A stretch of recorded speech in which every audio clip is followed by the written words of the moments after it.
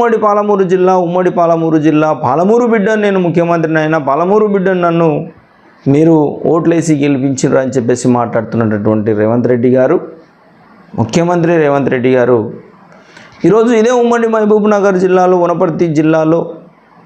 వనపర్తి జిల్లాలోని చిన్నోంబావి మండలంలోని అయ్యవారిపల్లి గ్రామంలో అక్కడ ఉండేటటువంటి హై స్కూల్ ఉంది. ఆ హై స్కూల్లో ఉండేటటువంటి విద్యార్థులు ఈరోజు పేద విద్యార్థులు చదువుతూ ఉన్నారు. అక్కడ సుమారుగా 70 నుంచి 80 మంది విద్యార్థులు ఆ స్కూల్లో చదువుతూ ఉన్నారు.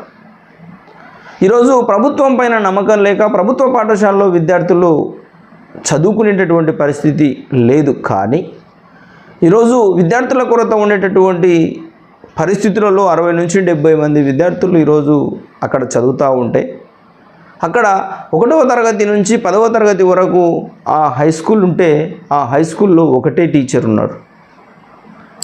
మరి ఒక్క టీచరు 6 సబ్జెక్టులు ఎట్లా చెప్తారని చెప్పేసి 1వ తరగతి నుంచి 10వ తరగతి వరకు ఒకటే ఉపాధ్యాయుడు 10వ తరగతి వరకు 6 సబ్జెక్టులు, ఒక్కొక్క క్లాస్కు 6 సబ్జెక్టులు ఉంటే మరి ఎట్లా చెప్తారని చెప్పేసి మీరు అక్కడ ఆ విద్యార్థుల భవిష్యత్తును నాశనం చేస్తున్నారో ప్రభుత్వంలో ఉండేటటువంటి ముఖ్య నాయకులందరూ కూడా ఈరోజు ఎంతో మంది ఉన్నారు. ఈరోజు బాబాసాహెబ్ అంబేద్కర్ గారు ఈరోజు పేద విద్యార్థుల కోసం పేదల కోసం చదువుకోవాలని చెప్పేసి ఈరోజు బాబాసాహెబ్ అంబేద్కర్ గారు చెప్పి పేద విద్యార్థులు చదువుకుంటే జ్ఞానవంతులు అవుతారు అని చెప్పేసి బాబాసాహెబ్ అంబేద్కర్ కలలు కన్నటువంటి రోజులన్నీ నిరాశపరచడం కోసం ఈరోజు ఈ కాంగ్రెస్ ప్రభుత్వం చేస్తున్నటువంటి దుర్మార్గమైనటువంటి ఆలోచన.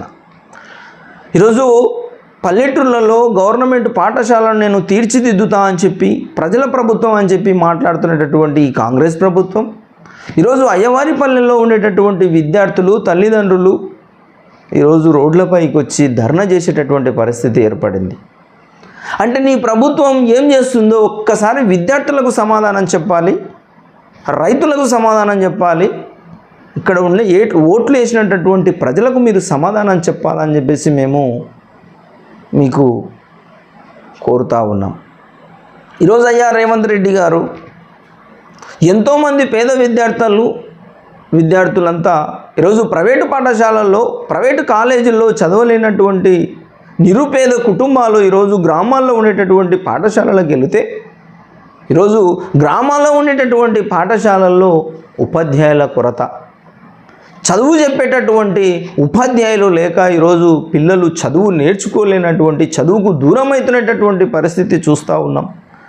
ఇంత దారుణమైనటువంటి ప్రభుత్వం ఎక్కడన్నా ఉందా? ఈరోజు విద్యా వ్యవస్థ పైన నేను ఎంతో ఖర్చు చేస్తున్నా అని చెప్పేసి మాట్లాడుతూ ఉన్నావు.